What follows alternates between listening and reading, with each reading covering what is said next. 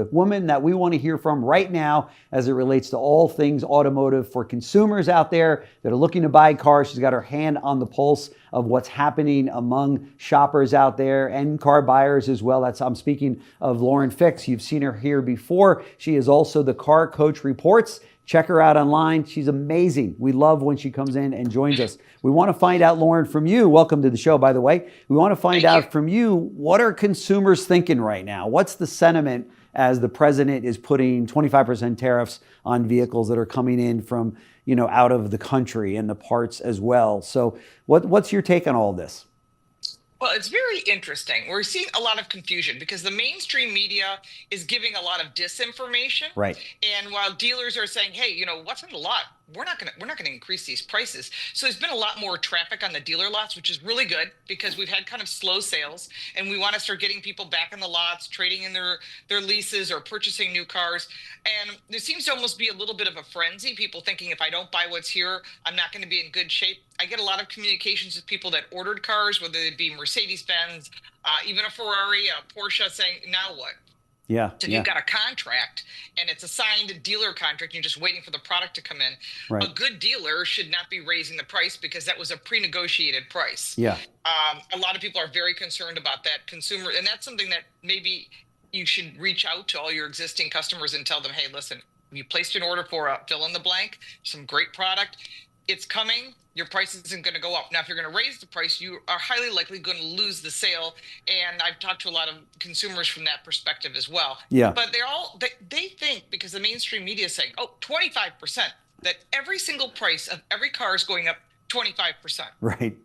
Not the case. It's the same disinformation that's been put out there against Elon Musk and what happened over the weekend. Sure. A lot of people quoting something from a website.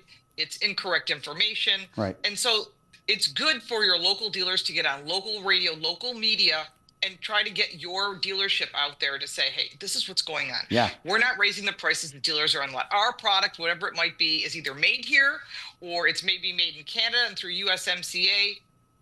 Every product's going to be slightly different. Obviously, 50% of the product is US made.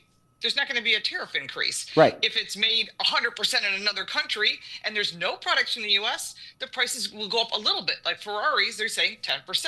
Yeah. If you're talking about a $2 million car, and some of them are that high, not all of them. I don't think anybody that was going to buy a Ferrari goes, that's it, forget it.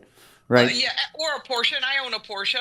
I mean, but buying a new one's going to go up, 7%. So if I was looking at a new 911, it's not going to impact me buying one. I'm not. But if I was, that's you want the car, you're going to buy that car. It's a dream type car. It's not your daily driver. So your daily drivers, there are some brands that people are very concerned about where they're not being made here. And again, every brand has a mixture. For example, like BMW building product in South Carolina, largest plant in the entire world happens to be here, but some of their drive lines come from Europe. So again, maybe they'll move production back here. I'm sure they're in the midst of conversing with everyone in the government. So I would try to take down the fear factor. That's my biggest thing. There's a lot of fear factor that the mainstream media is putting in people's minds, and it's not good for our business. Well, and the fear has led to what is going to be an astounding month for the month of March.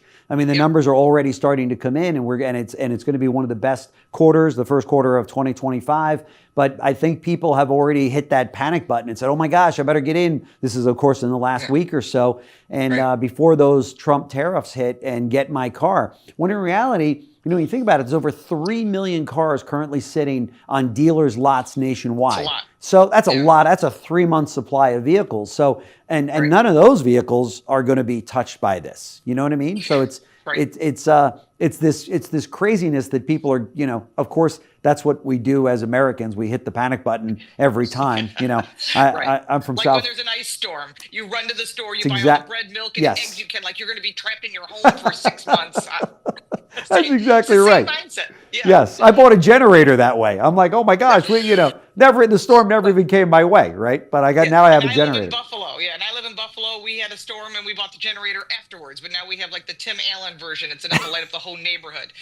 But we've all done that, and I think that's where the local dealers, no matter what brand you're selling, that you get out there and post on social media, because that costs nothing. Get on your local radio Great stations. advice. That's great advice. Offer your local TV stations. There's still people that watch TV. There's still people that listen to the radio. They're your buyers. Reach out and say, hey, listen, I'm happy to give you a quote to tell you what's going on in our lot. Now, they may not let you be very specific about your dealer brand. They might, depending on if you advertise, but just getting the word out there. You know, prices could go from $3,000 to $6,000 more, but only on certain vehicles. I've heard a couple different outlets saying, oh, we're going to go as high as $16,000. If you raise the price of a pickup truck by $16,000, that will be sitting on your lot forever. That's right. And that's where I always tell people, conquest and loyalty discounts, which we talk about and we understand. There are still salespeople out there that say, oh, there's no such thing. I get it all the time because I talk about it because I used to be a dealer trainer. And we discuss this. I mean, there's some money there, but if people don't know about it, and if you ask and a salesperson says, oh, no, make sure your salespeople know about that. It's to entice people to buy. Stay with your brand or switch brands, whichever way you're working. You let them walk off the lot, they're never going to know about it. And there are salespeople that are very, we'll say, stubborn, that won't listen to what you and I are saying, what your sales manager is saying, and those are the people that are not helping your brand or your dealership. That's right. I agree.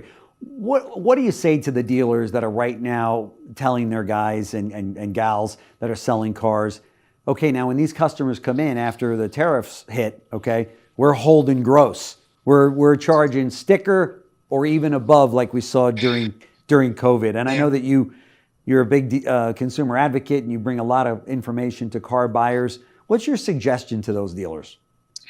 If you're the dealer in town that says, I'm going to jack up the price and put a line item below your Monroney or a side sticker that says, you know, tariff fee or extra charge, whatever it might be. Consumers are very aware of that and they will not buy from you. They will go to another city. For me personally, I went to Bethesda to buy my Porsche. I bought cars out of Colorado Springs and I live in Buffalo. Why? Because I will shop around. I prefer to buy local. You want to support your local people because they support local and it's job and it's all good for the economy. But if you have one dealer that starts playing the game, shall we say, like we did during the chip shortage, it hurts you. We have a dealer in our area who did not raise prices during COVID and during the chip shortage and said, we're not going to do it. The price on the window is the price on the window. And they did really, really well. They've had a massive profits because they were honest with their customers. And that's how you create a business relationship. I mean, it's like business 101. Don't make the customer mad. We can get on our phones. There's the internet. You know? That's right. There's no question about it. Some of the positive things that can happen from this, and I've spoken to a number of dealers on this topic, because the dealers that I'm talking to, in many cases, I'd say probably 80% of the dealers that I've spoken to over the course of the last couple of weeks have said, let's give enough leash to the president on this. We're not hitting the panic button. We're not saying tariffs are bad. Let's see what happens, because if it works for the president, it works for the country. And these manufacturing plants will be built here and will put people to work with good paying jobs. Of course, the UAW, which I think is very interesting, that Sean Fain is now supporting Donald Trump's moves, which is interesting to see. But I don't think we talk enough about the fact that what if it works? What if this whole program works and President Trump was right? And short-term pain for long-term gain, right? Absolutely. Long-term gain is the goal. Now, now, if you look at our factories, they're being utilized between 45 and 60%. Where's the rest of the production? So they've lowered it down to like 2 shifts a day. You know, they're running on skeleton crews.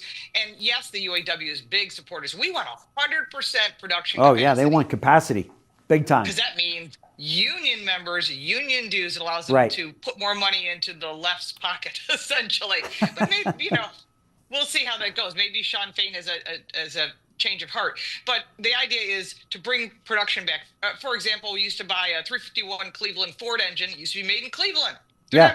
Engines for vehicles are made in other countries now because it's less expensive. But those drivelines are massive components, and it's at 50% marker. So they're going to start bringing those components back here, building here. We know this is going to happen because we've been told from insiders, either through the UAW or from Stellantis, that they were planning to shut that Belvedere plant down the moment those UAW agreements were signed. That was not good for our country, for the UAW, for workers, for anything. And they were planning to move 100% of Stellantis's work to Mexico because the cost is less. Well, President Trump had a little conversation with Mr. Elkin, and now everything's coming back. And funny how that works. It should be. Yeah, look. That's right. So I think that in the big picture, there will be a little pain. Prices might go up a bit. People are complaining. There are some people you'll never make happy. We all have customers like that. We all know people like that. Right. You could pay their mortgage, pay their kids' college, pay off all their bills, and they're still unhappy. I used to do a lot of sales, so trust me. There's some people you cannot make happy. That's right. It's impossible. That's right. But as a whole, we want that rising tides. We want jobs to come back. We want production to stay here. We want to get those permits cleared quickly. You did a really great interview with Bernie Moreno, who's a senator of Ohio, and he said, we're going to try and get all these permitting through quickly to use some of these stagnant factories that have nothing in them or are low on production. Peter Navarro also has said that the goal is to bring back production here, where only 19% of our drive lines are being produced here. That is lost wages. That is lost jobs. That's bad for the economy. And we can't keep living as being a service-based economy. It's not going to help us because, who knows what's going to happen. But for the security of the nation, we really want to be building product here like we used to. And just think of some of these communities. And a perfect example, it just happens to be fresh in my mind, is West Point, Georgia. That town was a ghost town. Oh, yeah, no question. It was a ghost town. And I was there when Kia opened their first plant. And we were talking about a place that didn't even have a Chinese restaurant, a dry cleaner, a diner, nothing. It was horrible. Right. As soon as they built that plant, and I know they brought people in from Korea to get started, and then they left. We were there on opening day and to watch production done. It was really interesting. And now if you go back that way today, there's beautiful homes and neighborhoods and stores and anything you could think of that would be in the city. And they built that area, Birmingham, Alabama, for Hyundai, Mercedes-Benz is down there as well. Yeah. And South Carolina, the state has had amazing growth, amazing jobs with BMW and Volvo. I mean, literally all these brands and union states as well. Yeah. So all across the country, we're seeing things. Tesla's building in Texas, they're building in California, and they are the #1 built brand, whether you like them or not. I know they don't have dealers. I know he's able to skirt the way he's doing things, but at least he's building product here, and he's going to start bringing some more of the production that he was making in Canada and Mexico back. And that's, again, jobs, jobs, jobs. That's right. And that means those people that work are going to want to spend their money to buy new cars. That's good for local dealers. Then they'll buy from the brands that they work for, too. And that's how it was when we were kids. That's right. You worked at GM. Your dad was a GM guy. You're buying GM. Oh, yeah. My dad worked for all three of, at the time, just the big three. And so I remember every time he would switch jobs, we'd get a different branded car because you have to be loyal to the brand, right? That's right. That's right. I say Lauren Fix for president in 2028. I love everything that you're saying. I don't think so. I'd be more than happy to support anybody who's going to be able to make positive change for our industry. Sure. I don't think people realize the impact of our industry. Literally everything from NVIDIA to tire companies and all the little companies around it is about half of the Dow Jones. Half of the Dow Jones. Wow. So if our industry is impacted, you're going to watch the Dow go down. And even Tesla, whether you like them or not, there was a rumor today that Elon Musk might step off a Doge. I know, I saw that. Stock went within minutes of that article. We don't even know if that article's true. Right. It's just sort of, and boom, the stock went up. So, I mean, it does impact all of us. Yeah. Obviously, the goal is to sell cars, and that means making more cars. We need to get rid of that inventory that's been stagnant on everyone's lots. We've got 24s sitting around. We've got 25s coming in. We're already test driving 2026 product, and a lot of different product that I'll get an opportunity to drive in the very near future. I know. So exciting. So exciting. Lauren Fix, automotive expert and founder of Car Coach Reports. Check this young lady out online. I know you're going to love what you see. Lauren, thank you so much for joining us once again on CBT News. It's always great having you on. We get so many great comments whenever you're on. So thanks so much. Thank you very much. Thanks. Thanks for watching Inside Automotive with Jim Fitzpatrick.